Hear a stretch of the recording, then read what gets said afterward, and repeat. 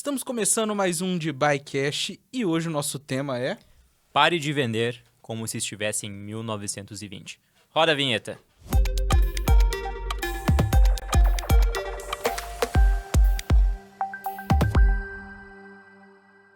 Começando mais um episódio, eu de novo aqui com vocês, Matheus de Buy, falando novamente com vocês. E hoje com uma participação muito legal. Estamos aqui com o Luiz, nosso head de estruturação comercial. Cara, incrível. Tudo bom, Luiz? Tudo certo? Contigo, Matheus? Tranquilo? Tudo perfeito, cara. Um prazer estar aqui com você. Tudo meu. E presença ilustre aqui, cara que faz crossfit, toca violão e hoje estamos aqui com o Yuri Menezes, vou até ler, sócio fundador da Legacy 360, especialista em marketing e vendas B2B. E hoje ele vai mostrar pro Luiz como é que o Luiz pode alavancar as vendas das farmácias dele. É isso mesmo, Yuri? É isso mesmo. Muito bom ter você aqui, muito obrigado. Dançarino e corretor de imóveis também nos Verdade, tempos passados. Fui corretor de imóveis também, cara. Foi o primeiro contato que eu tive com marketing na vida. Eu não gostava de prospectar, que é o que vocês fazem de melhor hoje. Eu tinha aversão. E foi por isso que eu aprendi a fazer tráfego pago na época. Comecei como corretor de imóveis, vendia lançamento e precisava ter um volume mais alto de prospecção. Eu pensei, cara, tem que ter uma forma que não seja somente ligando para eu prospectar novos clientes. Sim. E comecei a fazer alguns cursos, tive contato com o tráfego pago. Na época, o rapaz que era o mentor era o David Rocha, de Santa Catarina. E fiz todo o curso dele, comecei a vender, comecei a trabalhar esse tipo de prospecção inbound e comecei a ter bastante resultado. Boa. Foi bem interessante. Mas você clicava no impulsionar ou abria ali o gestor? Não, nessa Poder trazer a época diferença eu já estava aprendendo a utilizar o gerenciador de anúncios. Eu usava só o Meta, né? Eu focava ali no Meta, não sabia fazer landing page, não sabia fazer nenhuma estrutura digital, mas conseguia fazer os anúncios, mandava para o WhatsApp, mandava para formulário nativo do Facebook. E em casa, às vezes, chegava lá às 7 horas da noite, 8 horas da noite e atendia a demanda ali de mensagem que ia recebendo. Sensacional. E o Yuri já tá hoje no nosso canal no YouTube, já tem um vídeo dele lá e vai estar aqui novamente com a gente. Eu acho bem interessante a gente pegar o começo. Como começou a Legacy nesse momento? Vou até voltar um pouco antes. Como é que começa a trajetória do Yuri? Porque você me vem com a questão do corretor, comecei ele em balde, vamos voltar nisso e aí depois você me fala como que iniciou a Legacy. Bacana. Quando eu era corretor, até 2019, mais ou menos, a gente teve, até 2020, na verdade, no início da pandemia, eu ainda trabalhava com imóveis. Em março, mais ou menos, de 2020, pós-carnaval, eu saí da imobiliária, então eu entendi que, cara, eu investia um dinheirinho ali para prospectar, estava vendendo praticamente por conta. Eu pensei, se eu sair da imobiliária, eu vou ter um percentual maior. Sim. Automaticamente eu saí, fiz algumas vendas e entramos em pandemia. Quando isso aconteceu, eu parei de receber, porque o banco fechou, os cartórios fecharam. E aí o que acontece? O corretor não recebe. Se a transação ali imobiliária ela não finaliza, não assina o contrato, não assina o financiamento, a gente acaba não recebendo, porque não tem a transação, né?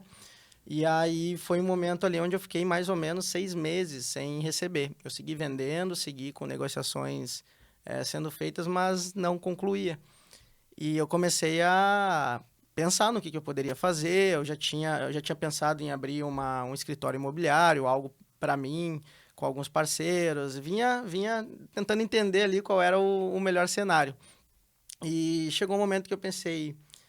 Cara, eu conheço uma pessoa, ela tem um escritório que presta consultoria, assessoria de marketing, vendas, projeto para lançamentos, construtoras, né, no mercado imobiliário. Esse cara tem uma baita estrutura lá, eu vou montar um MVP, um piloto dentro da empresa dele, sem ele ter custo nenhum, eu só preciso testar, eu preciso ali investir em mídia e testar. E chamei ele, peguei um dia de tarde, liguei para ele e digo, olha, cara, tem um modelo de negócio assim, assado e... eu quero te apresentar para nós implementar em Porto Alegre. E ele me olhou e disse assim, cara, eu não estou mais em Porto Alegre, fechei tudo lá e estou em Lajeado. E eu digo, meu Deus, cara, o que tu tá fazendo em Lajeado? Não, o mercado de Porto Alegre está saturado, me explicou mais ou menos a situação. E Lajeado tá com um mercado imobiliário muito aquecido, tem um padrão construtivo muito bom, consultoras muito fortes. E eu tô trabalhando aqui, estou estruturando aqui. Vem para cá, vem ser o meu diretor comercial, vem ser o meu gerente comercial. Eu digo, não, vamos conversar, interessante e tal. Ele, não, Isso era, sei lá, quinta-feira. Ele vem assim, vem na terça. Ele era um amigo, assim, que você Ele era um conhecia? consultor que prestou consultoria para a imobiliária onde eu trabalhava. Olha que interessante o network, da onde que foi tirar a Uhum. oportunidade de entrar no mercado. Isso é bem interessante. Você, empresário que está assistindo, olha só como que a gente pode tirar, e aí dissecando a história, como que a gente pega os pequenos detalhes. É importante ter conhecido alguém que não era um amigo próximo, mas era um consultor que foi na empresa e você não teve contato. Olha que coisa importante. A gente trabalhou em alguns projetos juntos, ele nos ajudou a lançar um empreendimento onde foi um sucesso de vendas. E eu digo, cara, esse cara sabe vender muito, ele sabe como funciona o negócio. Preciso me aliar a alguém que tenha já uma noção muito grande de mercado e a gente vai tentar acelerar isso com mídia paga, né? E aí o que aconteceu? Ele queria que eu fosse embora para Lajeado na outra semana. E eu digo, cara, não é bem assim. Então a gente foi negociando, entendeu? Então acabei não indo na terça, mas fui lá pela quinta-feira. Então acabei indo. Fiquei alguns meses lá, a gente estava montando uma estrutura de imobiliária, porque o grupo ele tinha basicamente 4 empresas, né? 4 pilares. O primeiro era uma estrutura arquitetônica de arquitetos que faziam a reformulação do projeto. Então, ele pegava um projeto simples e colocava um conceito em cima para ser mais atrativo. Então, ele transformava o produto em si. O segundo montava a estratégia de vendas. Então, toda a parte consultiva de estratégia, de produto, de venda, ele executava. Depois tinha o estúdio de marketing, que fazia toda a parte de mídia, mas não fazia tráfego tão bem na época, não havia um gestor de tráfego. Isso tudo dentro da mesma empresa. Dentro do mesmo grupo. Legal. E tinha a empresa que fazia um trabalho semelhante ao de vocês, que era de prospecção ativa para vender imóveis. E o que acabou acontecendo? Ele me colocou à frente de 2 pilares ali, que era o de venda, né, de fechamento, e o de prospecção. E a gente começou a testar algumas campanhas de tráfego. E foi desenvolvendo a empresa e tudo mais. E nesse meio tempo foi onde tudo mudou. A gente estava com uma estrutura bacana, a imobiliária quase pronta. E eu lembro que ele me buscou para almoçar. Cara, tô indo aí, vou te buscar para almoçar, preciso conversar contigo. Eu entrei no carro, ele assim, cara, sabe aquela empresa de produto natural que a gente tá dando consultoria, tá prospectando algumas coisas ali? Nós fizeram uma proposta de exclusividade para nós trabalhar direto para eles. E eu digo, do nada, assim, né? Como assim, cara? Não, e eu aceitei. E eles querem tu junto. E eu digo, beleza? Aceitou por mim, na hora, assim. Meu Deus. Só que eu não tinha nem valores, não tinha nada na mão ainda. Aí o que aconteceu? Ele me passou, depois me detalhou a proposta, eu aceitei de fato. E a gente começou a estruturar uma equipe de outbound, né? Uma equipe interna de televendas, mas até aquele momento eu não conhecia tão bem um processo de inside sales. E o produto ele era muito, muito desejado, a gente fazia a venda B2B, então prospectava farmácias, drogarias, lojas de produto natural, alguma coisa de outros tipos de comércio, mas o foco era esses 3 principais. A equipe ela conseguia atingir com 12 a 15 vendedores uma média de 500 a 600 mil reais em abertura de novos pontos de venda. E a gente não conseguia ultrapassar aquilo ali porque não havia processo e ferramenta. Então, não havia uma inteligência comercial para qualificar as listas, não tinha um processo de captação de BDR, não tinha o closer. Claro, a indústria ela tem a distribuição e a indústria ela tem uma venda mais ágil, mas não tinha um processo, não tinha ferramentas, não tinha CRM. Era tudo no lápis, era no lápis e no telefone. Lista impressa, Lista assim, com as impressa, top empresas. e arriscando ali o que já tinha ligado. E dá cara, até uma tremedeira quando a gente tá falando disso. isso a gente está falando de 2020 ainda, né? Meu. É recente. E chegou um momento que a gente foi internalizando tudo, a equipe passou a trabalhar na matriz, até nesse momento nós tínhamos um escritório em Lajeado, a matriz da empresa, a fábrica, centro administrativo ficava em Arroio do Meio. E chegou um momento que a gente foi para lá, foi toda a equipe para a matriz, e eu fiquei mais próximo das pessoas, dos líderes, gerentes, diretores, foi começando a estruturar, e já havia naquele momento uma equipe de mais ou menos 15 vendedores que faziam o trabalho de carteira. Então, os televendas, eles faziam as reposições, atendiam reposições, tanto ligando ativamente para ver se aquele comprador precisava repor o produto, como também recebendo as demandas, né? E essa equipe já vendia muito bem. Só que, claro, a reposição ela acontece de uma forma mais natural. E, nesse momento, teve um divisor de águas. Primeiro, antes de eu me envolver com qualquer coisa relacionada a marketing, eu tinha o Diego, que hoje é nosso sócio, cofundador, que era coordenador de marketing da empresa. Ele fazia gestão de mídias sociais, ele e uma equipe, né? Faziam também contratação de influenciadores. Ele me entregava organicamente uma média de 20 leads inbound por mês. Legal. Então, assim, tinha uma procura do produto, né? Bem interessante. E o que acabou acontecendo? Quando eles fizeram esse trabalho de social media, de influenciadores e tudo mais, eles tiveram um crescimento de mais de 200 mil seguidores na marca, no Instagram da marca. Então, isso me ajudou depois na implementação do processo, porque se tornou uma marca conhecida. E a marca ela é extremamente relevante no processo de captação. Quanto mais forte for a marca, teoricamente, maior é a tua taxa de conversão. Até né? pensando em outbound, quando a gente vai falar, e a gente vai abordar muito sobre indústria aqui, muito sobre marcas, sobre processos aqui. Quando a gente está falando sobre prospecção ativa, não me adianta nada fazer um processo de prospecção se a sua marca não é conhecida. Exato. Muitas pessoas querem colocar vendedores, pré-vendedores, lista, inteligência comercial, mas não se preocupam em colocar a marca em visualização. Por quê?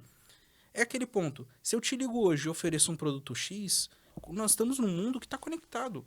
Você vai jogar no Google e vai pesquisar esse produto. E se eu não apareço, se eu não estou presente, naturalmente vai achar que é um golpe. É uma empresa fantasma, teoricamente. Exato. E aí eu crio toda uma situação, um problema dentro disso.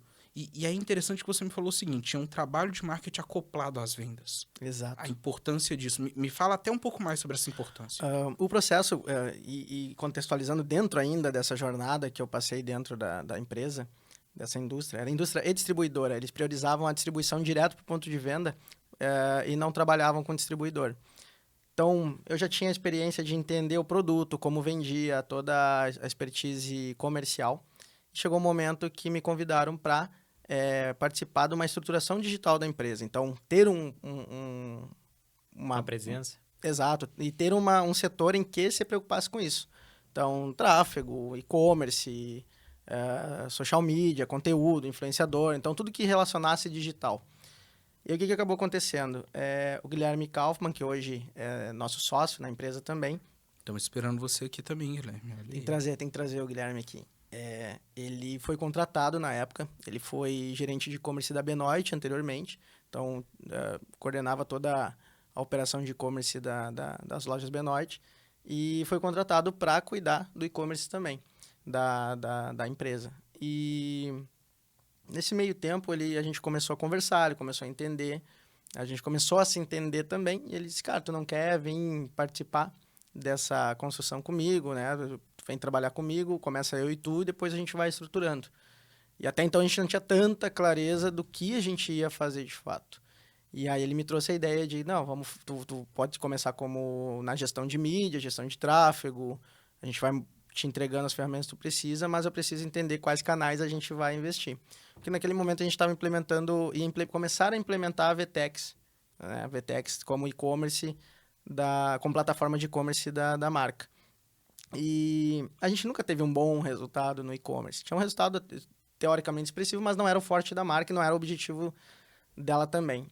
E eu pensei, cara, o que a gente vai anunciar? Para quem que a gente vai vender? Pensei, o que é o que mais vende dentro da empresa? Já vendia seus 5, 6 milhões por mês. O B2B, farmácia, drogaria, loja de produto natural. Que a empresa cresceu dessa maneira. Vamos fazer campanhas para atrair esse público. Campanhas de tráfego, mídia, enfim. Aí entra as farmácias que o Luiz tem, né? Aí entra Exatamente. a rede de farmácias do Luiz. Inclusive, tem que fazer teu cadastro lá no... Perfeito, São Luís Farmácias. Se você quer comprar o seu remédio, já vai aí, já entra no Luiz Farmácias e aproveita, já curte aí o vídeo, que eu tô vendo que você não curtiu ainda, hein? Segue aí, Yuri. E aí, o que aconteceu, né? O primeiro mês, a gente teve ali um budget aprovado de R$12 mil para investir em mídia. Pro tamanho da empresa, era um valor ok, né? Um valor tranquilo. Agora, eu nunca tinha gerenciado esse volume financeiro, mas tudo certo. A gente montou um piloto ali, criamos mais ou menos uma estratégia, vamos testar. A gente testou, esses 12 mil gerou uma venda de 240, 245 mil no primeiro mês. Você pagou, né, um pouquinho. Em abertura de novos clientes, né? Uhum. O que é o bacana dentro da indústria, dentro da distribuição, dentro do produto que vai pro ponto de venda, né, pro varejo? É que se o produto é bom, e aí entra a importância da marca, Se o produto é desejado, o consumidor final vai lá e compra ele, tem consideração de compra, pesquisa, chega na prateleira e retira ele de lá, então ele tem giro, esse produto ele repõe automaticamente. O lojista ele quer seguir comprando aquele produto, tendo ele disponível na loja dele porque está gerando faturamento, está tendo giro.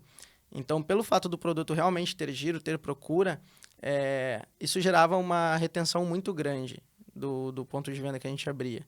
Então, pensa que, sei lá, o ticket médio inicial era ali 1.074 no início, né? Depois a gente conseguiu, inclusive, atingir um ticket médio de 1.611 com uma pequena mudança na estratégia que a gente pode conversar depois. Mas ele seguia comprando ao longo do tempo. Ele provavelmente ia seguir comprando enquanto o produto... Ele vai seguir comprando enquanto o produto tiver giro. Então, além de se pagar, já no ROI inicial de abertura, ele ainda gerava uma retenção absurda, um volume de reposição absurdo. Eu tinha um cliente, quando trabalhava no mercado de marketing ainda, que era na indústria de cosméticos, tá? Qual que era a ideia?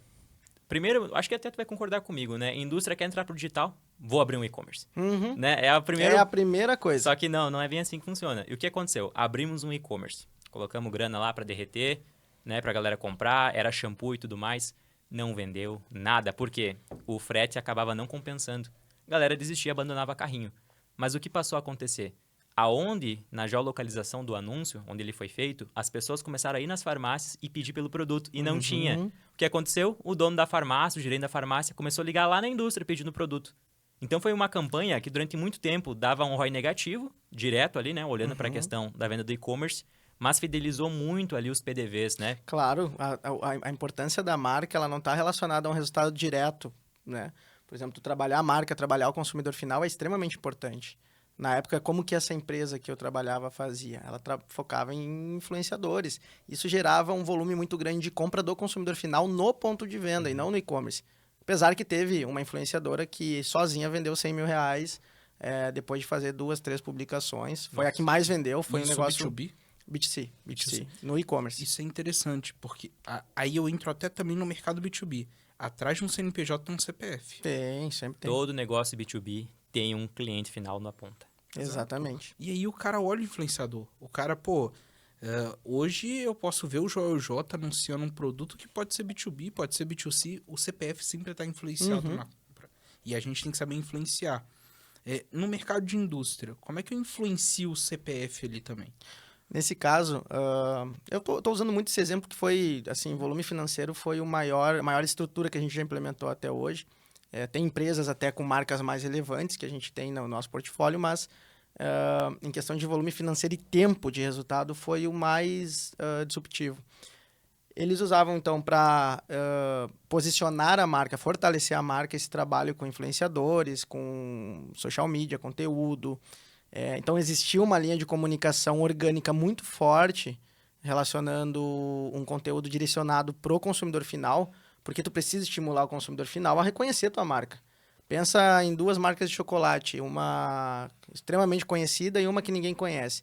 Tu vai chegar no supermercado, vai olhar para as duas, qual que tu vai levar? Por mais que a outra seja 30%, 40%, 50% mais cara... Quero Milka. Tu quer a Milka, tu quer Lacta, tu quer Ferrero Rocher.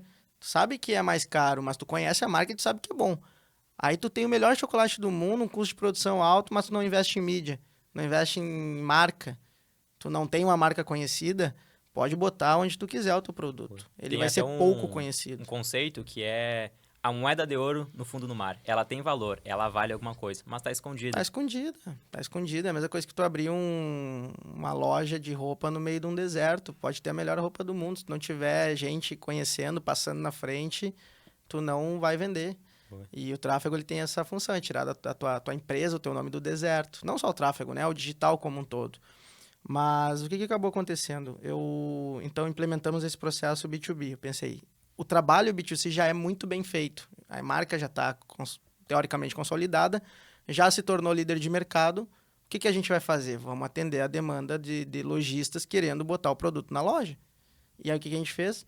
Criou campanhas de tráfego no Instagram, no Google, no Meta, no Facebook, inicialmente com formulários nativos, posteriormente a gente criou uma página de captura, uma página de vendas, então com toda o passo a passo, com a apresentação do produto, com toda uma contextualização ali com o objetivo de elevar o conhecimento, o nível de consciência e também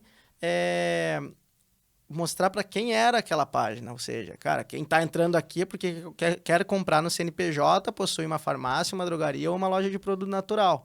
Então, a gente filtrava, segmentava o perfil de cliente ideal nessa comunicação e no formulário também. Então, o que aconteceu? Em 6 meses, nós já estávamos com uma equipe maior, em torno de 5, 6 pessoas, e a gente, já nessa altura do campeonato, no final do primeiro semestre, nós chegamos a investir R$70 mil em mídia, mais em torno de 15 a 20 mil reais em e-commerce. Mas aqui a gente, né, o foco era o B2B. Isso gerava em abertura, sem contar todas as reposições que esse processo gerava, porque na época ainda a gente não conseguia medir. O famoso LTV, né? O LTV. A gente tinha ali uma média de R$900 mil nos primeiros meses, em abertura de novos clientes.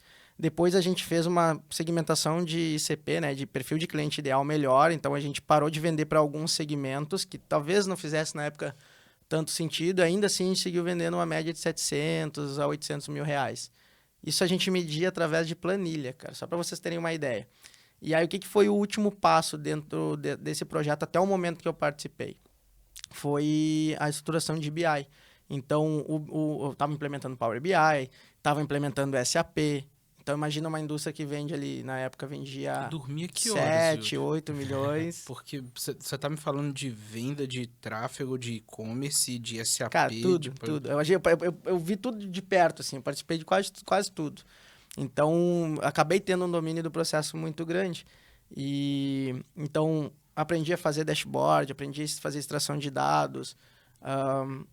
E aí chegou um momento em que, cara, eu estava trabalhando lá, as campanhas, era só otimizar a campanha.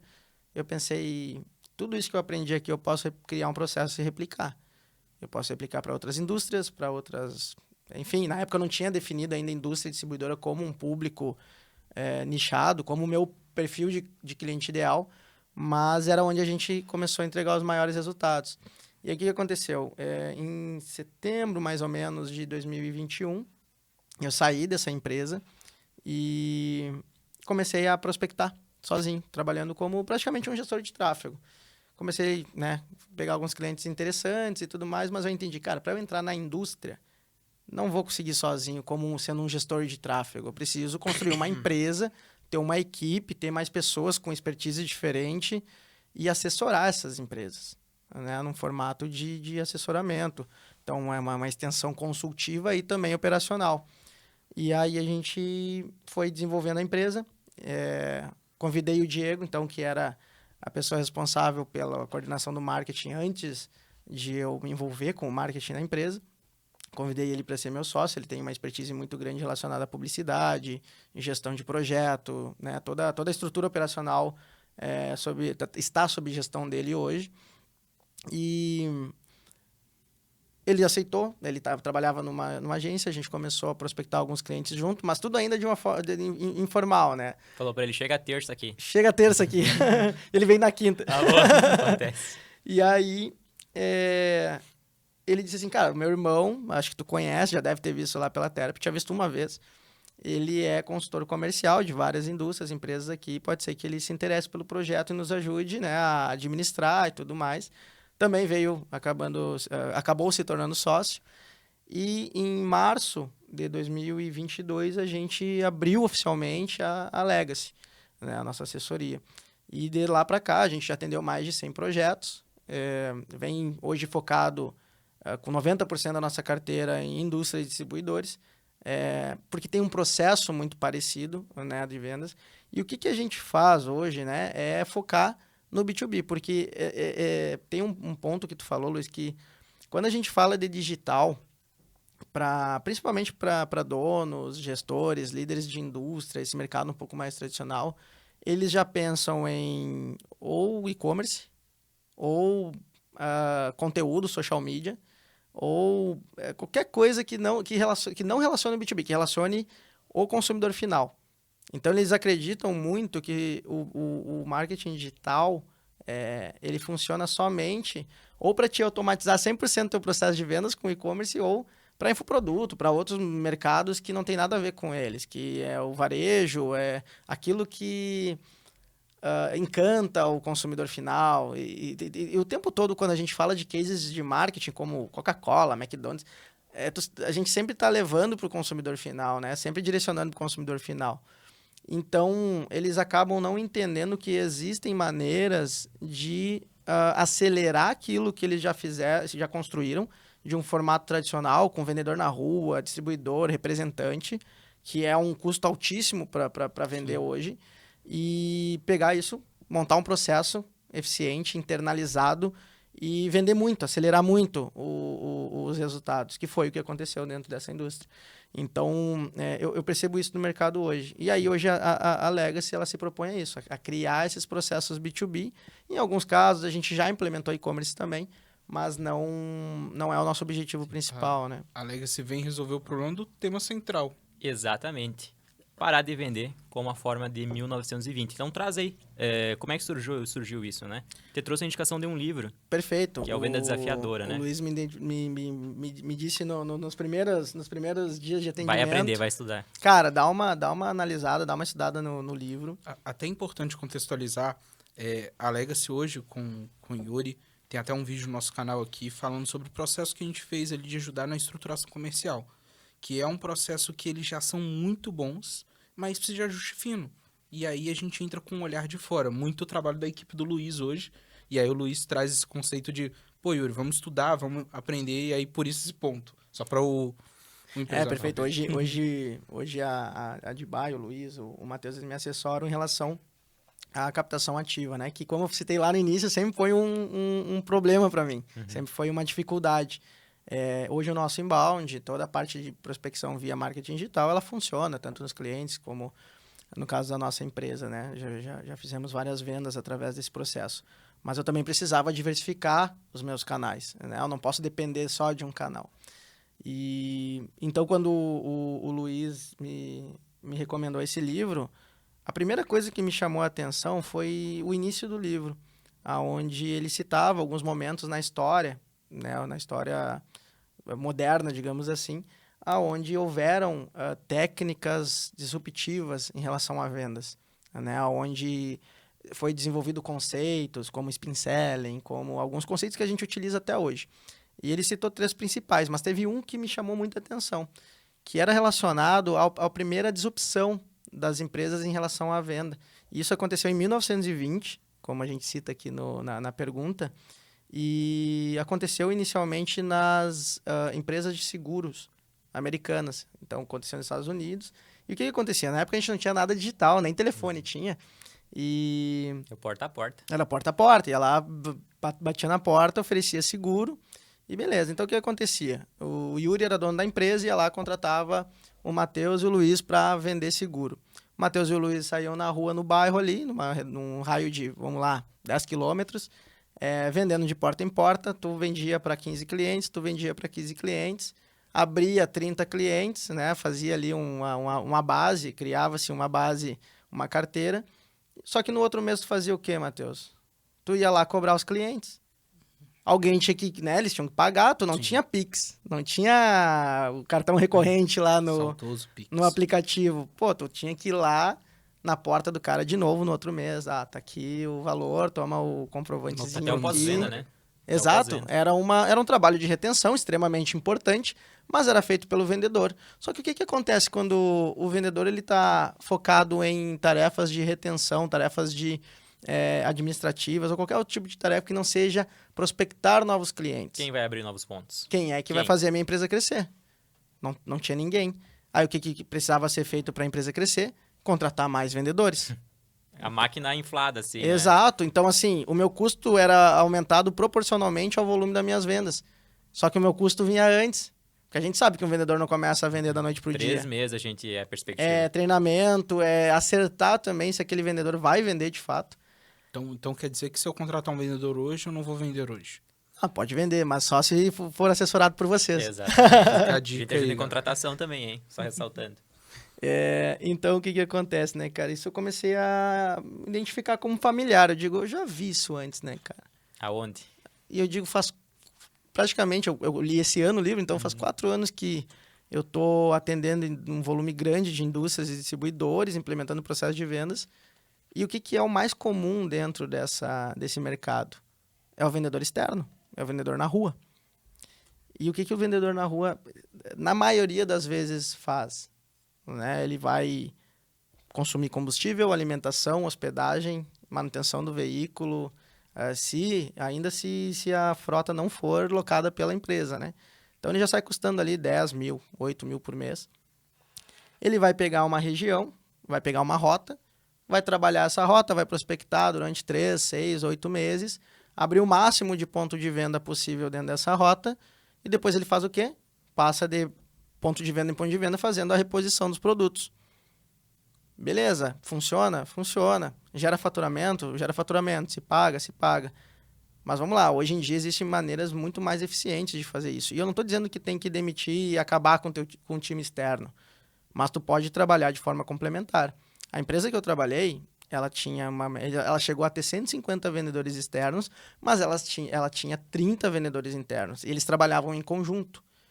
Então, existiam clientes que, claro, preferiam receber uma visita, mas assim, a função do vendedor externo, ela muda. Ela é uma função de relacionamento, de ir lá analisar se o expositor está posicionado da maneira correta, se não está danificado, se o comprador está precisando de alguma coisa, se ele está tendo dificuldade para vender ou não. Inclusive, quando alguma loja estava com dificuldade de ter saída de produto no ponto de venda, comprava, né, no atacado, posicionava lá o expositor na farmácia ou na drogaria, e estava com dificuldade de vender, não estava saindo produto, sabe o que a gente fazia? Uma campanha de marketing com geolocalização pro consumidor final, com objetivo de reconhecimento de marca ou alcance, para atingir as pessoas em torno daquela loja e posicionar a marca ali, naquela praça. E aí o que acontece? Lá na loja tal tem o produto tal. As pessoas iam lá procurar, iam lá comprar. Então, era um trabalho em conjunto que a gente fazia quando algum dos vendedores identificava, olha, Yuri, tem o cliente aqui que me chamou, tá aqui o contato dele, ele tá tendo dificuldade de vender. A gente fazia ali um pré-diagnóstico, entender um pouquinho dos fatos. O vendedor externo dava uma passada lá para ver se realmente o produto estava bem posicionado, se não tinha expositor vazio, ou o expositor trocado. Às vezes chegava na loja, tava um produto de uma marca no expositor da outra. Nossa. Cara, tu vê muita coisa, né? É um encaixe de peças, né, Yuri? Quando a gente tá falando sobre vendas internas, inside sales, mas a gente também tá falando sobre o representante, o PAP, e a gente também tá falando do marketing envolvido nisso tudo. Exatamente. Então, é como se eu enxergasse o marketing como uma cobertura. Uhum. Nós temos tudo isso debaixo de guarda-chuva e o marketing vem aqui com cobertura. E aí você pode ter o e-commerce, como você falou, você pode ter vários canais de diversificação, né? Exato. Qual que é a importância de eu diversificar? Eu tenho uma empresa, então, Farmácia Luiz. Farmácia Luiz precisa vender. Só que, poxa, qual que é a importância dessa farmácia diversificar os canais de vendas? A importância é tu não depender tu não ficar refém de um canal só. Vamos pegar uma indústria, uma distribuidora que ela é 100%, o 100% do faturamento dela vem do vendedor externo. O combustível está mais caro, a alimentação está mais cara, o preço de tudo está subindo. Essa pessoa, ela depende disso para sobreviver, né? Para trabalhar. Então, se o custo está aumentando, até que ponto isso vai se tornar lucrativo? Como que eu vou depender só disso? É como eu disse, pode ser um canal lucrativo, mas eu posso ter vários outros que complementam. E aí, o que acontece? Quando a gente chega apresentando a nossa estrutura, o nosso processo, o nosso método, eles entendem que sim, podem fazer sentido e tudo mais, mas entendem assim, eu já faturo 5, 10 milhões, já faturo 15 milhões. Há 20 anos com os mesmos representantes. Há 20 anos com os mesmos representantes, com o mesmo método, cheio de vendedor na rua. Que o Yuri, que faz marketing digital, quer me ensinar a vender?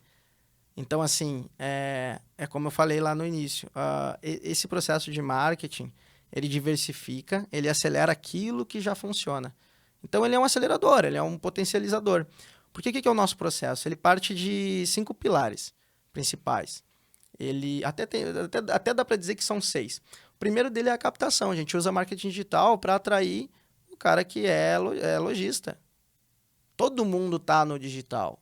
Não tem uma pessoa que eu conheça, independente da idade, que em algum momento não vai pegar um celular na mão e olhar um TikTok, olhar um Reels no Instagram, olhar um Facebook. Só tem que entender o padrão de consumo do teu público. E aí trabalhar o marketing de acordo com isso. Agora, todos os lojistas estão lá. Chega final de tarde, eles estão mexendo no Instagram, estão falando com a família no WhatsApp, como qualquer outra pessoa normal.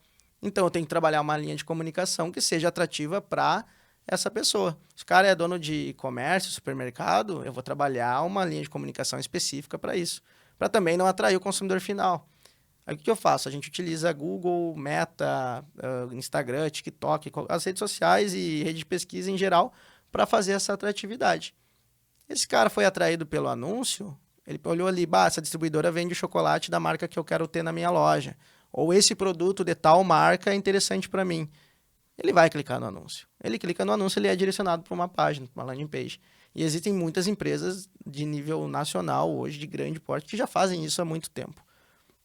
Depois eu tenho, então, a estrutura de landing page, que é o que a gente chama de qualificação e identificação de ICP. Então, ali já são 2 pilares. Por quê? O que é a qualificação? É elevar o nível de consciência. Para quem é o meu produto, para que ele serve, qual é a taxa de retorno, por que tu tem que ter o meu produto na tua loja? Esse é o objetivo da landing page. Tu quer? Beleza, então tu vai passar por um formulário aqui, uma avaliação financeira para ver se tu não está inadimplente. Aí eu entro para a identificação de ICP, né? Perfil de cliente ideal. O que é o meu cliente ideal? Eu atendo salões de beleza de premium, só alto ticket. Não, eu trabalho com um salão de beleza pequeno. Então, dentro de um nicho, tu tem várias características. E que dor é vender para pessoa errada, né? Meu Deus, é perda de energia e perda de dinheiro, né? É um absurdo. A gente estava falando antes de vir para cá de uma venda que ia ser feita, mas falando assim, pô, esse cara só vai dar dor de cabeça. Esse cara não faz o menor sentido. Exatamente. Não é porque ele é ruim ou ele é bom. É porque ele é inconsciente. E ele não entende aquilo como uma solução de fato. Ele pode até comprar para testar, tu pode converter ele, mas tem que analisar se vale a pena, se aquele projeto realmente vai ser promissor, no caso do nosso tipo de serviço, né? Então, a mesma coisa serve, não adianta eu entregar lead para uma indústria, um time. Cara, aquilo ali só vai desmotivar o time. Agora, se eu entregar esse lead dentro dessas características, cara, esse cara pode comprar de mim, que é o que a gente chama de oportunidade. Ele é uma oportunidade de compra. Pode ter algum fator que ele vai demorar mais ou menos para comprar. Então o time acaba motivando, pô, tá vindo contato qualificado aqui, tá bom de trabalhar, o cara vem já com intenção de compra, com intenção de pesquisa, eu vou trabalhar esse lead. Só que o que acontece? Quando a gente fala de marketing, a gente vai até o cadastro. Depois, e aí entra a importância da integração entre marketing e vendas nesse tipo de negócio, porque não são 2 coisas separadas, o processo ele é um só. Então, a qualificação ela é a responsabilidade de todos. A gente tem o processo inicial. Beleza, o cara cadastrou, para onde ele vai? Para o CRM do vendedor, vai para o time de vendas. Tem um passo a passo para eu integrar marketing e vendas? CRM é o coração de tudo. Lá eu centralizo toda a demanda de clientes novos. Eu tenho um corte, inclusive no nosso Instagram da Legacy, que o Marcelo Germano ele diz, né, a gente participou de um podcast lá e ele diz que o CRM ele é uma Ferrari e a maioria das empresas usam como se fosse um Fusquinha, porque não tem noção da importância. E quando a gente vai para mercados mais tradicionais, como a indústria e distribuição, é uma dificuldade muito grande implementar a cultura de CRM. Porque eles acham que é só uma organizaçãozinha ali, uma planilhazinha para organizar os leads que chegam. Cara, eu tive um cliente de DRP, com vários módulos, né? Financeiro, compras, tudo mais. E dentro do módulo tinha o módulo CRM. E eles não usavam CRM que eles mesmos vendiam. Tu imagina. Porque assim, o que é o papel do CRM? Porque daí a gente vai pro pilar de conversão. A qualificação, ela é um pilar principal, ela passa por todas as etapas. Mas quando a gente vai pro pilar de conversão, e isso é muito, muito comum, né? Provavelmente quem está escutando, quem está vendo aqui o podcast vai ver isso na RD, vai ver isso na V4, porque é um padrão de processos, né? Passar pela captação, pela qualificação, engajamento, tem vários nomes para isso. A RD utiliza uns nomes muito parecidos também, porque é um processo validado já. E aí o que acontece? Eu preciso transformar aquela demanda de leads ali em dinheiro, né? Eu preciso monetizar, eu preciso tirar pedido. E para isso também tem processo. Não é eu pegar um texto pronto, anexado ao catálogo e só enviar pro cara que veio falar com o vendedor. E isso acontece bastante. Bom, vocês que trabalham com vendas, implementação de venda, time de vendas, sabem muito bem. O cara vai lá, pega um texto pronto e manda para todo mundo. A E gente recebeu um áudio que era assim: Olá, Matheus. Era um áudio de uma pessoa: Olá, Matheus. O que você está esperando para alavancar as suas vendas? E no final, uma tosse bruta. Só parecia que tava morrendo. Cara. E eu sou prospectado todo dia por empresas diferentes. E dá vontade de criar um quadro, assim, só erros na prospecção. E pegar essas prospecções e dissecar. Porque é cada um que a gente vê que é robô. A pessoa, o vendedor se tornou um robô. O vendedor, ele não quer personalizar. Não. Ele é preguiçoso. E vendedor preguiçoso não vende. Não vende. Ele precisa ser consultivo e sugestivo. O termo sugestivo a gente foi entendendo. E aí entra um fator dentro da conversão que aumentou o ticket da empresa. E não da Legacy, né? Dessa indústria que a gente trabalhou. Porque o que acontecia? Existiam 2 expositores. Um com 30 e um com 60 unidades. Deixa eu só ver se é isso mesmo. 30 e 60. O de 30 era um expositorzinho pequeno que geralmente era vendido para alguns terapeutas que indicavam o produto, queriam ter na clínica e tudo mais. E o grande era para varejo, né? Para farmácia e drogaria. E esse grande, ele ia o quê? Eram 30 SKUs, 30 produtos, iam 2 de cada. Mas como todo o bom vendedor, a gente sabe que toda empresa, toda marca possui sua curva A de produtos. O que acontecia? O Matheus ia lá, botava bonitinho na farmácia, vinha o Luiz e o Yuri, cada um comprava uma unidade de um produto da curva A, acabava o produto. Aí ele tinha que ligar, repor, demorava tempo para vir, não sei o quê. Ele ficava lá 1 semana sem o produto disponível para venda. O que eu pensei? Eu digo, cara, vamos criar um expositor idêntico ao da curva A, é o mesmo expositor, vai da mesma forma, mas a gente vai mandar mais 30 unidades da curva A. Já vi esse expositor. Estocado. Tô ligado. Ele vai estocado, o expositor vai ali as unidades normais, né, 2 de cada, mas esse cara ia ter estocadinho lá uma reserva da curva A para não parar de vender. Cara, pensa nisso aplicado a... Na época, não vou dizer todos os pontos de venda, mas a 50% dos 36 mil pontos de venda que tinham. Reflete muito no faturamento. Porque esse cara ele vai ter mais produto disponível na loja, vai ter mais giro, isso reflete na reposição, que é o nosso último pilar. E é o nosso último pilar. A indústria ela consegue influenciar mais na reposição do que a distribuidora. Mas por que isso? Eu vou explicar. Então, vamos lá. A gente passou pela captação, que a gente utiliza marketing digital, passou pela qualificação, que a gente utiliza LP, landing page, página de captura. Para quem não entende, né? Para quem não conhece o termo, é uma página para capturar os dados ou direcionar essa pessoa interessada, esse cliente interessado para o atendimento, né? Depois eu tenho a estrutura de conversão, CRM, script de vendas, tudo aquilo que vocês implementam hoje. Depois a gente acho que até pode detalhar melhor sobre isso, que eu quero falar um assunto importante sobre venda sugestiva, porque o processo que vocês implementam hoje, ele é geralmente associado à venda complexa. Ele passa por vários dias. E a indústria, muitas vezes, não. Tu vende na hora, tu vende Esse ou aquele. Esse ou aquele. Então, tu tem que adaptar todas as estratégias de venda a uma venda sugestiva, aonde tu mostra os produtos que tu tem, só que tu tem que perguntar. Tem que entender aquele ICP, aquele cliente, para por exemplo, cara, é uma rede de farmácia. Eu não vou oferecer o de 30 unidades. Então, tu já tem que ir entendendo um pouquinho de como funciona aquela loja, o que é aquela... Por exemplo, se eu atendo salão de beleza, quantos cabeleireiros esse salão tem, né? Quantas cadeiras tem? Ou, por exemplo, tem alguma especialidade, alisamento, coloração? O que é? O que tu faz? Eu não vou mandar um catálogo de 40 páginas de linhas que esse cliente nem vai olhar. Tem um amigo meu, Yuri, o Lautro tá até aqui, tá atrás das câmeras escutando a gente. O Lautro, ele fala muito comigo o seguinte, da quantidade de escolhas que o decisor toma. Exato. Então, ele já toma uma quantidade absurda de escolhas e ele tem os micromomentos da conversão. Então, a pessoa vai se preocupar e vai converter realmente quando tiver essas microconversões. E eu fico pensando, se eu entrego dezenas de opções para ele escolher, eu tô dificultando essas microconversões. É igual Netflix, né? Tu passa mais tempo escolhendo um filme do que, Exato, de fato, assistindo um filme. Exato. E aí eu penso o seguinte, o vendedor, por exemplo, semana passada eu fui no barbeiro, e tô lá e tal, ele passou a pomada no meu cabelo. E aí eu Eu falei com ele, pô, não tenho pomada. E eu vi que lá vendia. Só que ele não fez questão nenhuma de me oferecer. Eu tenho certeza que ele ganha em cima dessa venda. Só que ele não se preocupa nem um pouco com isso. E eu mostrei interesse. Então, essa questão de sugerir, essa questão de mostrar... Identificar, sugerir, solucionar. Isso pode ser feito em venda ágil também. Como, Sim. por exemplo, o que ocasionou o aumento do ticket foi o quê? Então, além da estrutura de um novo produto que era mais viável para esse... Era mais coerente para esse lojista, geralmente os lojistas maiores, eu consegui implementar isso numa estruturação de argumento diferente, um script diferente. O que eu fazia? Eu tentava entender que tamanho, qual era o movimento, se essa loja era movimentada, se... geralmente, quando vem do inbound, quando vem dessa estrutura de captação via marketing digital, esse cliente, muitas vezes, ele tem consumidores finais solicitando o produto na loja. Então, ele diz, cara, tem gente vindo pedir aqui, eu preciso ter o teu produto na loja.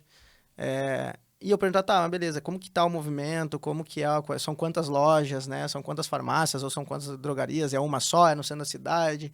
Ah, não, é no centro de tal cidade, assim, assim, assado, é uma loja bem movimentada. Eu digo, não, então tá. Então eu tenho essas três opções, mas pro teu caso, pelo que tu me falou, eu te sugiro de 90 unidades, porque daí tu vai ter estocado ali a curva A. Tu criava uma linha de raciocínio para justificar aquela sugestão. Então, isso era uma venda sugestiva. Eu identificava alguns pontos rapidamente ali com o lead, né, com o lojista, ou o comprador, enfim, e depois eu sugeria. Cara, esse aqui, você tem esses três, mas esse aqui é o melhor para ti. E também não oferecia 50 mil opções. O varejo faz muito isso, né? Traz 10 caixas de sapato. Sim, tu vai experimentando todas, depois tu fica entre 3, depois fica 1 hora lá. E aí, o que acontece? Quanto menos opções tu der e mais direcionado for as sugestões, tu vai direcionar esse cara ao fechamento. Tu vai... eu brinco, né? O digital, e muito provavelmente o outbound é assim também, é a mesma coisa que tu pegar o cara pela mão e levar ele até o caixa. Então, como que tu faz isso no digital?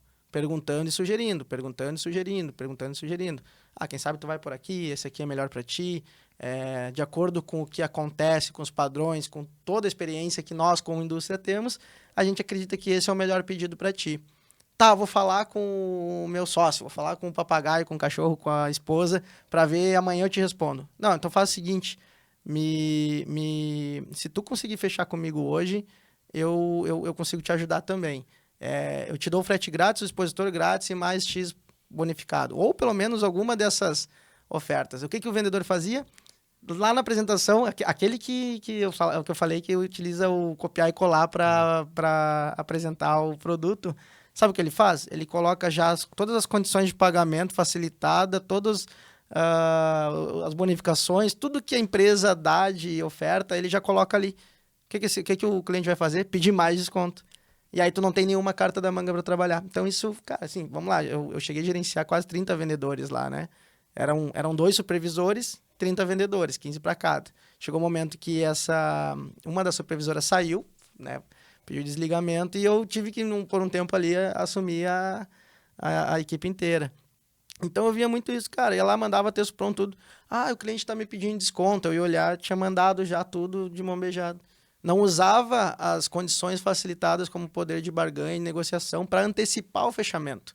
Então, a importância porque o cara te disse que ele tá com todo mundo pedindo o produto na loja dele, ou que ele tá a fim de colocar lá, ele se cadastrou no teu site. Esse cara tá querendo o produto. Agora, o que ele pode fazer é procrastinar a decisão, que acontece muito, em todos os nichos, setores. Isso é muito falta de amor. Falta de amor na hora de vender. Eu falo muito sobre a gente fazer uma venda com amor. Porque a venda com amor é quando eu entendo o meu ICP, eu sei o que ele precisa, eu pergunto e me importo com aquilo que ele quer. Então eu tô ali me perguntando e tentando entender realmente, pô, você tem realmente esse problema? Como que eu posso te ajudar? Eu posso te ajudar assim, assim, assim, mas eu acho que isso daqui, consultivo, usar e realmente sugerir. E conversar com o cara, né? É carinho, é amor, é cuidado. É diálogo. O vendedor ele tem que ter amor, ele tem que cuidar daquele lead. E o WhatsApp precisa ter diálogo. Porque assim, cara, numa call, numa reunião, numa videochamada, a gente consegue dialogar automaticamente. O cara tá frente a frente contigo ali, ou numa reunião presencial. Quando a gente vai para esse modelo de venda ágil, geralmente ela acontece quase inteira dentro do WhatsApp. Só que daí, às vezes, acontece o quê? O cliente não me responde mais. Aí tu vai ver, é uns textão gigante lá que Sim. até nós temos preguiça de ler. A gente tava conversando isso hoje, inclusive.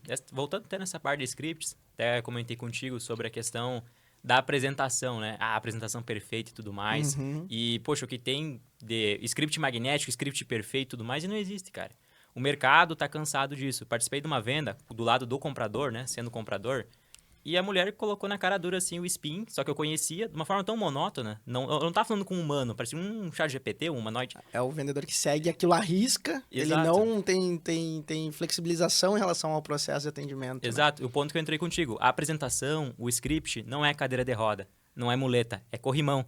Deu uma resbaladinha, te assegura, mas não te baseia nele, senão tu vai perder venda, esse é o ponto. Tem que entrar no contexto do que o cliente está te respondendo também, porque, agora nesse momento eu vou identificar só a necessidade, daqui a pouco o cliente está te dando problema, que ele já entende a solução, aí tu volta numa pergunta que daqui a pouco não precisava.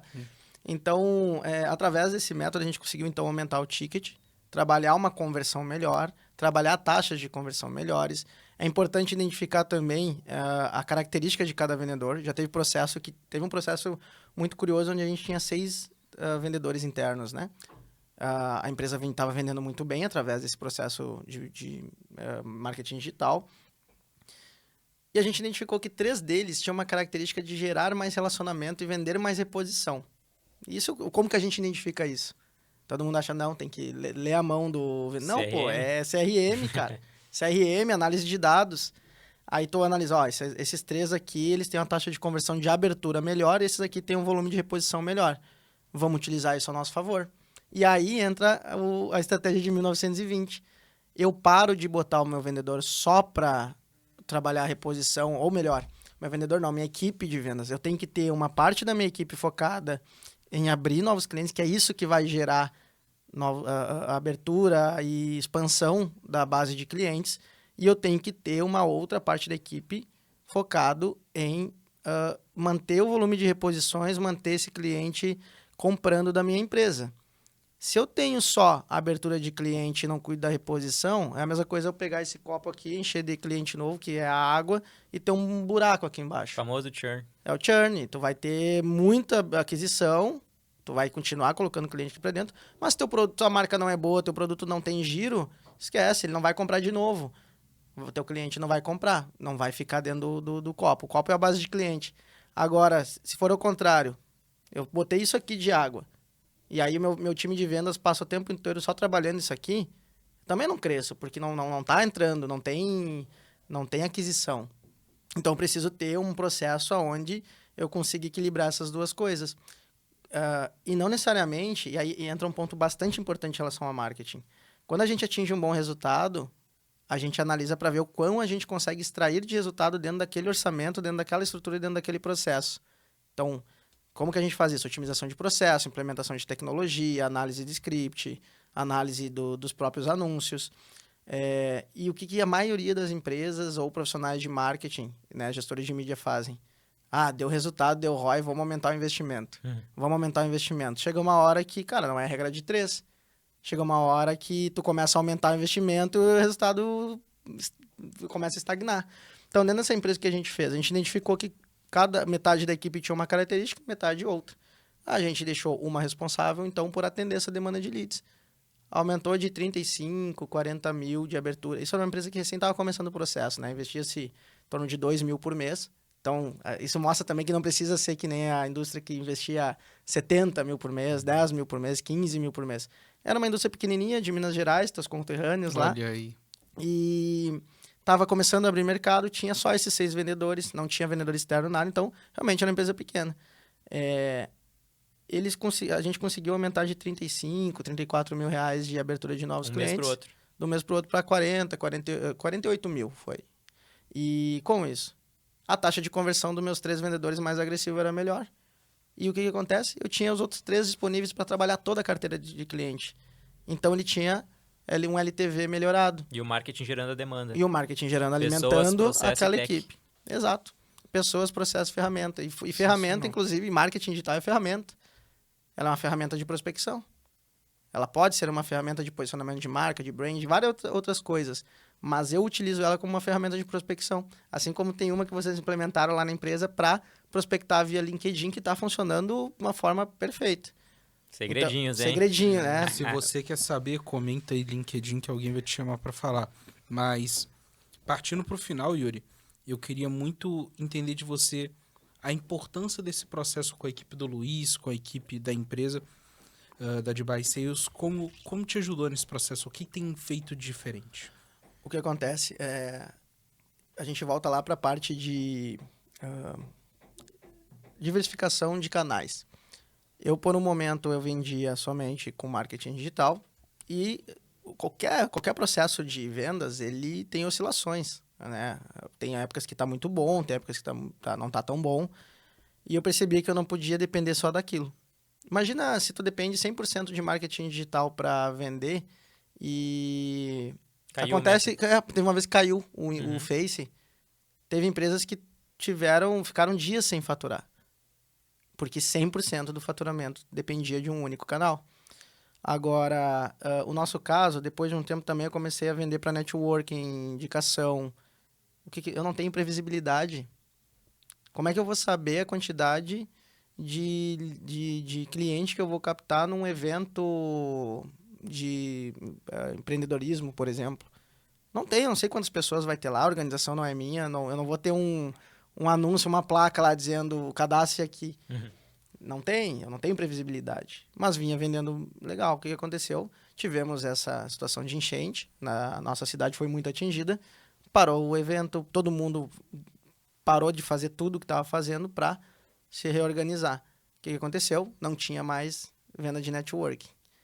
Então eu pensei, é um outro ponto que eu não posso depender 100%. Nesse momento a gente já vinha implementando o processo de vocês. Se eu soubesse naquela época, eu tinha implementado muito antes. Eles Então, sempre falam o isso. primeiro é a diversificação. Outra coisa, o marketing digital, ele é muito bom, ele gera muito resultado. Ele precisa de vários pilares para funcionar, como você tem. Então, não é só ativar uma campanha de tráfego, não é só botar um site no ar e deixar lá tirado. A campanha tem um tempo de vida útil também, né? Tem que tempo de fazer vida outras. útil. É um trabalho infinito. E aí, o que eu percebo? Que quanto mais posicionado, mais canais eu tiver, mais diversificado eles tiverem, mais eu vou vender, porque, cara, cada funil, cada canal é um funil diferente. Quanto mais canais eu tiver, mais funis eu tiver, mais eu vou vender. Então, eu vou ter um funil que vocês estão me ajudando a criar um processo de prospecção ativa. Eu seleciono as empresas que eu quero trabalhar, o perfil de empresa que eu quero trabalhar. Então, em relação ao lead é mais assertivo. O processo ele é um pouco mais longo porque é um lead que ainda não me conhece, porque ainda não trabalhamos o suficiente a nossa marca, que é algo extremamente importante. Então, quanto mais conhecida for a minha marca, mais os processos vão funcionar, tanto o inbound quanto o outbound. Existem empresas que têm marca muito forte que tem o processo de vendas péssimo. A marca carrega. Agora, tem empresas que têm um processo de vendas ótimo, mas tem uma marca ruim ou fraca e não vende tão bem. Então, o posicionamento, ser conhecido, gera uma facilidade, uma facilitação em trabalhar todos esses canais. E um ponto importante também é que quando eu tenho a diversificação de canais, eu estou posicionado, entra um ponto que tu falou lá no início. Se tu vai comprar um carro hoje, trocar de carro, tu já chega na loja, cara, tu pesquisou no YouTube, tu pesquisou no Google, no site da montadora, tu pesquisou no Instagram, foto do carro para ver se é legal, se tu curtiu. Tu pesquisa em 4, 5 canais diferentes. Então, o nosso funil ele não é tão linear assim em relação ao todo da empresa. Agora, pensa na indústria que o cara tá lá na rua, às vezes não tem um trabalho de marca, nada. O cara tá lá na rua, chega numa farmácia, ninguém sabe que marca é aquela, do que se trata. E ele chega tentando convencer o comprador de botar o produto na loja. Sem a garantia de que vai ter giro, de que é muito arriscado. Lá na farmácia eu nem converso com esse povo aí. Pô. Só uma regra. Então, o que acontece? Eu preciso ter diversificação, eu preciso ter o vendedor externo, mas eu posso ter um time de venda interna que vai ter mais agilidade, vai ter uma disponibilidade. Pensa quantas lojas um vendedor externo consegue visitar por dia. Cara, 15, 20, assim, ó. Talo. Olha, dependendo da região. Sim. Agora pensa quantos WhatsApp, ligação, O time lá faz 100 ligações por dia, cara. Isso no outbound. Aí tu Sim. pega mais, daqui a pouco o inbound, que vai te entregar esse volume também. Então tu consegue ter um processo ágil, tu consegue ter um processo barato, porque ele vai estar ali no teu ladinho. Não tem gasolina, não tem Não hospedagem. tem hospedagem, não tem alimentação, é salário, comissão e benefício. E um outro ponto é que eu consigo implementar CRM em time interno e ter o controle de todos os dados relacionados a marketing e vendas. Até porque, dentro do inbound tem uma diferença. Eu preciso analisar quais são as campanhas que estão vendendo. Isso é um dos maiores erros no mercado hoje. Quando o gestor de tráfego olha para a campanha e toma a decisão à base de custo por lead dentro de uma estrutura como essa, ele pode desativar uma campanha que está mais cara, o custo por lead, mas que está gerando mais venda do que as outras. Então pensa aqui, eu tenho a campanha A e a campanha B. Essa aqui está custando R$20 o lead e essa 10. Se eu pegar a métrica secundária como custo por lead e desativar a campanha que está custando R$20, eu estou possivelmente desativando uma campanha que está me gerando um custo de aquisição interessante, está me gerando venda. Porque eu não estou olhando para onde está indo. E como que eu faço isso? Voltamos ao CRM. Eu crio uma integração, todo um processo de rastreamento, entendo de quais canais, de qual estrutura estão vindo esses leads, e a gente otimiza as campanhas baseado em custo por venda. Né? Então, Sensacional. Isso é muito importante. Aí entra a cultura de dados, entra a importância das análises, entra a importância de ter lá uma estrutura de dashboard ou de relatório onde tu vai ter todo o teu funil. Porque, como vocês bem sabem, um funil, um processo, ele serve para identificar gargalos. E aí entra semelhanças de uma linha industrial para aquilo que a gente implementa, que é um passo a passo, basicamente com 3 pilares. Tu tem um processo, que é a esteira de produção lá. Tu tem as tecnologias que tu implementa ali. Daqui a pouco eu vou botar uma máquina que cumpre a função de 6 funcionários. Para quê? Para aumentar a eficiência produtiva. Daqui a pouco a gente coloca um chatbot de pré-atendimento para quê? Para substituir um trabalho de algum colaborador, um pré-vendedor daqui a pouco. A gente sabe que não é bem simples assim, mas é um exemplo. Eu coloco CRM, análise de dados, daqui a pouco para não precisar ter alguém preenchendo uma planilha manual e perdendo 1 hora por dia preenchendo planilha. Então, eu automatizo o processo. E as ferramentas, então, é o marketing digital, são todas essas questões. E as pessoas são os vendedores, os operadores de marketing. Então, é a mesma coisa. Só que o que acontece? A indústria não leva a sério o marketing como leva uma linha de produção. Investe milhões e milhões e milhões na linha de produção, cria uma capacidade produtiva absurda e não investe naqueles em que vendem para ele, que é o responsável por fazer aquele produto sair. Então, é uma característica muito comum. E aí, a gente volta naquilo. Por quê? Os faturamentos da indústria é alto. Isso gera uma certa zona de conforto. Não buscam esse tipo de inovação. Ou quando a gente... Se for analisar o que eu expliquei aqui, é simples. Né? Tem um passo a passo ali, cara. É captar, qualificar, abastecer o time interno. Não é tão difícil assim. É claro, precisa ter domínio das ferramentas. Mas quando a gente explica de forma simples assim para esse cara, ele diz assim, não, que isso daí vai funcionar. Às vezes até o diretor de marketing duvida. Porque o quê? Ele trabalhou de uma forma tradicional a vida inteira, a empresa trabalhou a vida inteira com vendedor externo, e aí passa que nem as empresas lá em 1920, onde os vendedores passam lá o tempo todo vendendo reposição, tu tem um custo enorme para vender reposição e não tem ninguém olhando para a abertura de novos clientes. E por isso, você tem que contratar a Legacy para fazer um processo para você. Exatamente. Tem um método. Você que está assistindo aí, eu tô deixando aqui embaixo os contatos aqui para você poder estar conversando com o Yuri, com a Legacy. Aonde que eles te encontram, Yuri? Nosso site é assessoria.legacy360.com.br. Lá vai ter todas as informações. É uma landing page, não é um site, né? Então, eles podem se cadastrar, chamar no WhatsApp. No Instagram, Legacy, @legacy360_, ou @YuriFMenezes. Qualquer mensagenzinha no direct lá, a gente vai estar à disposição. Boa. Muito obrigado, Yuri. Eu que agradeço. Conseguimos tirar muito insight. Tenho certeza que você, empresário, tirou muito insight. Já curte aí. Obrigado, Yuri, de coração por estar aqui. É um cara que a gente já admira, apesar do pouco tempo junto ainda. Não completamos nenhum ano de projeto junto. Ainda não, mas já está colhendo bons frutos. Muita coisa pra gente fazer ainda. Obrigado, Luiz. Muito boa a participação. Muito bom te ter aqui. Esperando ter o pão de queijo agora, que vai fazer pra nós. É o farmacêutico e o cara do restaurante Pão de Queijo aqui. É verdade. Galera, muito obrigado por estar aqui assistindo com a gente até o final. Deixe sua curtida, seu comentário e até a próxima. Um abraço. Valeu!